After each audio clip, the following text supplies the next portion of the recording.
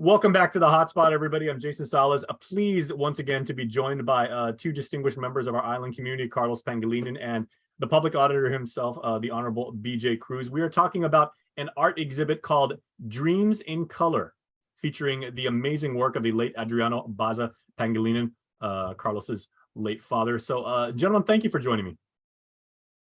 Thank you for having us. Okay, Carlos, maybe to contextualize and everything like that, because art is forever lasting and everything, and given given your obviously your familial and emotional connection to these wonderful creations that will be on exhibit and everything like that, what does this mean to you? Well, on a personal level, it's really a memorialization of my father, who passed away in April. But beyond that, I know one of the things that my father wanted to do before he passed on was to have an art show. I think he kind of stopped painting, because of various health reasons. He stopped painting probably in maybe 2017. But before then, he wanted to do an art show, and he wanted to paint at least 30 paintings. And he was only able to complete 3 or 4. So he never really was able to do what he wanted to do, at least one last time. I mean, he's done many art shows in the past, but the family was just extremely fortunate to have BJ Cruz, who's always been a longtime patron of the arts, recognize the need to do some kind of retrospective. And this was, after all, something that Dad wanted to do. He wasn't able to do, but now, in at least in some sense, we've been able to accomplish that for him. Mm-hmm.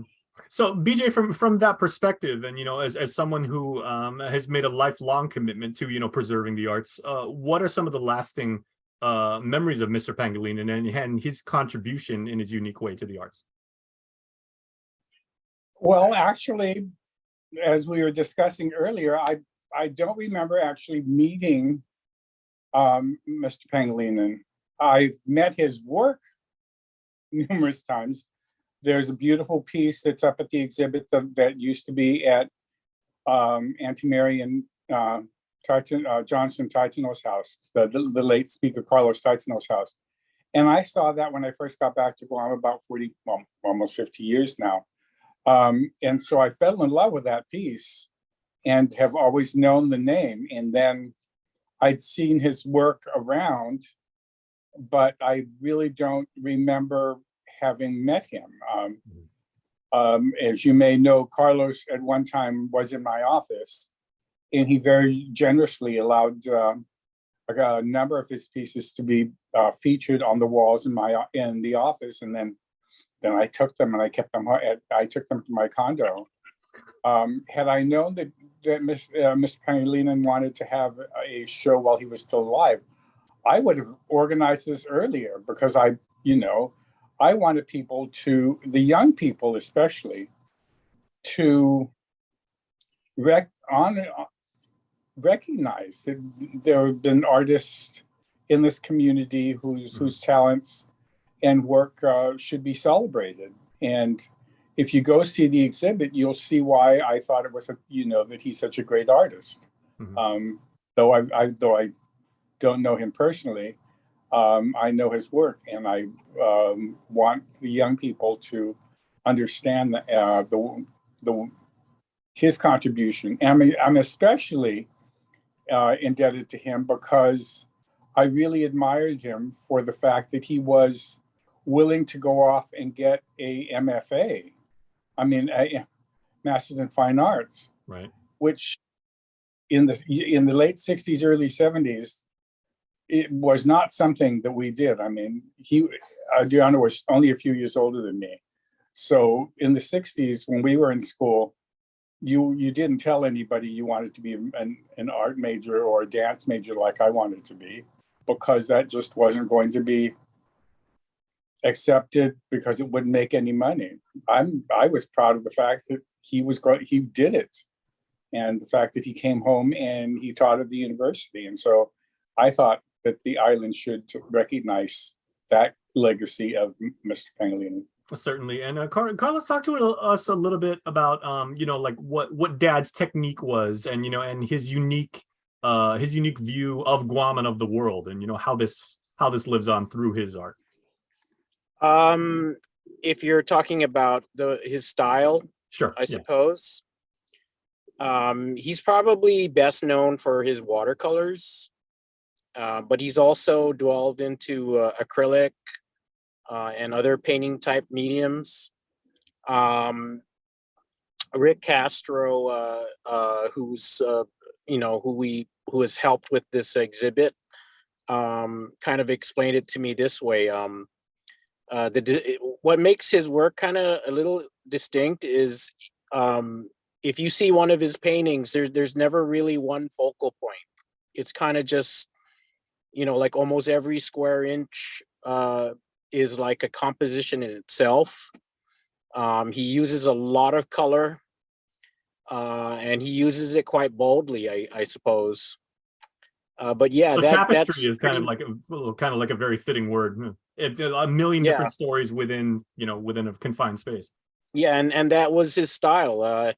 If you go to the art show and you see a piece held by the Areola family, you would see what I'm talking about. But it's a massive painting, but there's just so many things going on it, and you don't really get what Rick would say a rest for the eyes. You have to see the whole thing, and it's hard to like point, okay, well, what is this painting about? It's not about any one thing, but also you also have to think about the kind of subjects that he picked. The vast majority of the subjects that he painted was about Guam. Different scenes. You would see paintings of places in Tumon before all the big buildings went up. You'd see village scenes. You'd see village scenes from like maybe the 60s, the 70s, and the 80s. And you would recognize them. You would recognize them if you were around at that time. But that's what he liked to paint. He liked to paint Guam, basically. That was his love. I mean, maybe that's the lasting impression is, you could literally like walk by that piece like 1,000 times in your lifetime and always find something new and fresh and inspiring, or something that triggers in you a memory a lot of or a curiosity. The things, it's just daily life, fishing, farming, fiestas. You'd like look at it and like, well, that's definitely Guam. You'd look at it and you'd recognize immediately the way people are dressed, the way they're behaving. You see people playing guitars, you see people preparing food or cleaning fish. It's Guam. I mean, you can tell right off the bat that those were Guam scenes. So maybe even absent, some of the more modern technologies or the more modern ideas and everything like that, the things about our culture that preserve and have always been, stand out.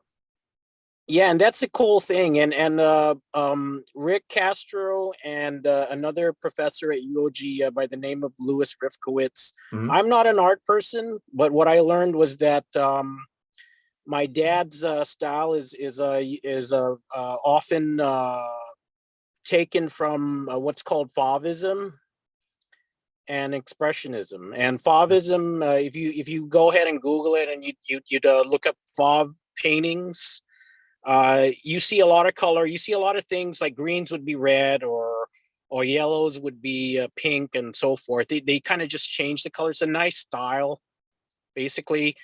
So in a color sense, it's abstract. It's not what you see the world as, but you kind of express things more with the color. Okay, so gentlemen, we got about a minute left, so I want to give you guys the opportunity to tell people like where and when. Because like art is unique, art is beautiful, and it will last forever. It's so much, it means so much more to all of us when it is observed and appreciated and consumed. So Carlos, where can people see the exhibit? Well, they can go to UOG. This is at the Dean Circle. I think it's house number 15. Weekdays, it's open from 10 to 5 p.m.